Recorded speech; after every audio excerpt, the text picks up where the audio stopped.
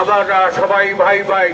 এরপরে আমাদের এই হরিদাসকে যে নির্মমভাবে অত্যাচার করা হচ্ছে, এখানে পত্র পত্রিকা, কয়টা হিন্দু পত্রিকা আছে যেখানে পত্রিকায় লেখা হয়েছে 30 কোটি টাকা প্রতি বছরের ইনকাম হবে শুধু পর্যটন কেন্দ্র থেকে। সেই টাকাটা এখন কাদের হাতে যাবে? সেই 30 কোটি টাকা পত্র পত্রিকায় আসছে, সেই 30 কোটি টাকা থেকে আমাদের সরকার বঞ্চিত হবে। কেন সরকার এই উগ্রপন্থীদের মদত দিয়ে এই হরিদাসকে আটক করলে?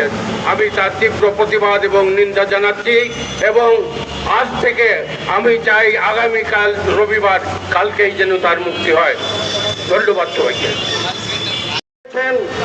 সেই মন্দির টাকা কোত্থেকে আসলো সেই নিয়ে সরকার খোঁজাখুঁজি শুরু করেছেন। একটি মন্দির নির্মাণ করা হয় কখন? বিভিন্ন ভক্তের অনুদানের টাকা থেকে।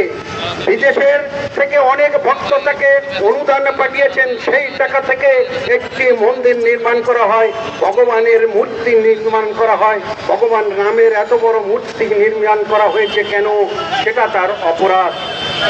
প্রিয় বন্ধুরা আমার, আমরা রাজপথে থাকতে চাই না, আমরা রাজপথে নামতে চাই না। আমাদেরকে রাজপথে নামতে আপনারা বাধ্য করেন।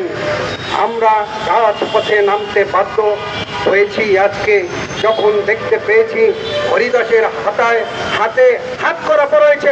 হরিদাস কি চোর? হরিদাস কি সন্ত্রাসী? হরিদাস কি লুটেরা? হরিদাস কি একজন খুনি আসামি? তাকে কেন হাত করা পড়া হবে? সে কি পুলিশ যদি বলে যে আপনি আমাদের সাথে চলেন, তাদের সাথে যাইতে কি বাধ্য? সে অপরাধতা প্রকাশ করেছে বা দৌড় দিয়েছে? সে কখনো দৌড় দেয়নি, তবে তার হাতে কেন হাত করা পড়া হবে? তা পড়ানো হলো, এটা আমরা জাতি জানতে চাই। তাই আজকে যে সরকার এসেছেন, সরকারের কাছে আপনাদের কাছে প্রশ্ন, আপনারা যদি সংখ্যালঘু বান্ধব হয়ে থাকেন, আপনারা যদি সাম্প্রদায়িক চেতনার হয়ে থাকেন, আপনারা সব সময় নিজেদেরকে চেষ্টা করেছেন প্রমাণ করেন আপনারা সংখ্যালঘু সম্প্রদায়ের অত্যন্ত বন্ধু মানুষ, কিন্তু আজকে কি দেখতে পেলাম পলাশবাড়ির ঘটনা থেকে, তার আগের থেকেই অনেক কিছুই আমরা দেখতে পাই, কিন্তু আমরা রাজপথে নামিনি। আজকে আপনাদের কাছে বিনীত অনুরোধ জানাই, সরকার প্রধান যিনি আছেন মাননীয় প্রধানমন্ত্রী, আপনার কাছে অনুরোধ, আপনারা অতীতের সরকারগুলো যাদের সময় আমরা আন্দোলন অত্যাচার নির্যাতনের জন্য সংখ্যালঘু সম্প্রদায় আমরা যখন